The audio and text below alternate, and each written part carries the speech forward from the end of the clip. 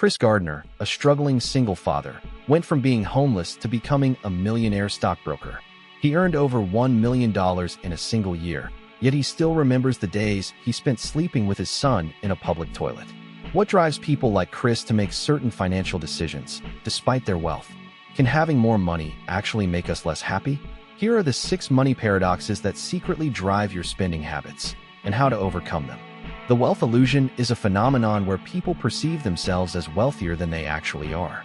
This can happen when we compare ourselves to others who have less, or when we focus on our income rather than our expenses.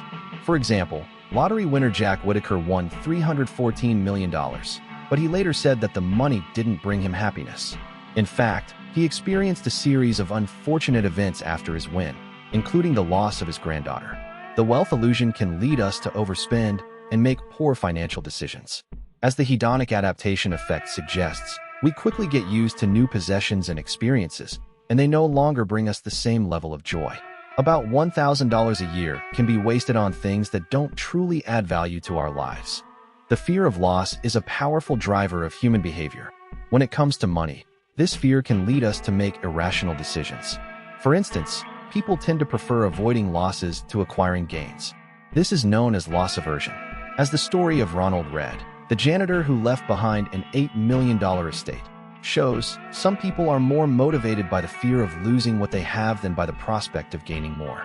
About 70% of people would rather avoid losing $100 than gain $100. This mindset can lead to a scarcity mentality, causing us to hold on to money too tightly and miss out on opportunities. The Diderot effect is a phenomenon where we buy something new and then feel the need to buy more things to match it. This can lead to a never-ending cycle of consumption.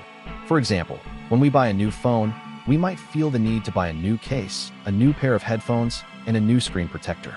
As the story of Denis Diderot, the philosopher who coined the term, shows, this effect can apply to anything from clothes to furniture. About $500 a year can be wasted on things that don't truly add value to our lives. The Diderot effect is driven by our desire for social status and our tendency to compare ourselves to others. Mental accounting is the way we categorize and track our money.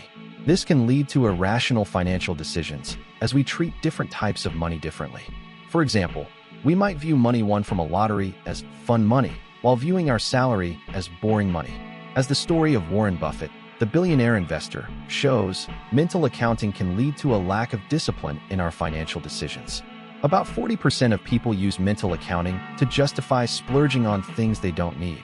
The scarcity principle can also come into play, where we overvalue things that are scarce and undervalue things that are abundant. Number 4 is the one that will surprise you the most, so stick around to find out how mental accounting can secretly drive your spending habits. The present bias is our tendency to prioritize short-term gains over long-term benefits. This can lead to a lack of savings and a lack of investment in our future. For example, we might choose to spend money on a vacation now, rather than saving for retirement. As the story of a person who spent their entire paycheck on a luxury item shows, the present bias can lead to financial regret. About 60% of people prioritize short-term gains over long-term benefits. The anchoring effect can also come into play, where we rely too heavily on the first piece of information we receive, even if it's irrelevant or unreliable. The scarcity principle is our tendency to overvalue things that are scarce and undervalue things that are abundant. This can lead to a never-ending cycle of consumption, as we constantly seek out new and scarce things. For example, we might pay more for a limited edition product, simply because it's scarce. As the story of a person who spent a lot of money on a rare collectible shows, the scarcity principle can lead to financial regret. About 20% of people are willing to pay more for something simply because it's scarce. The decoy effect can also come into play, where we are influenced by the presence of a decoy option, even if it's not relevant to our decision. The money paradoxes that drive our spending habits are complex and multifaceted. By being aware of these paradoxes, we can start to make more rational financial decisions and take control of our money.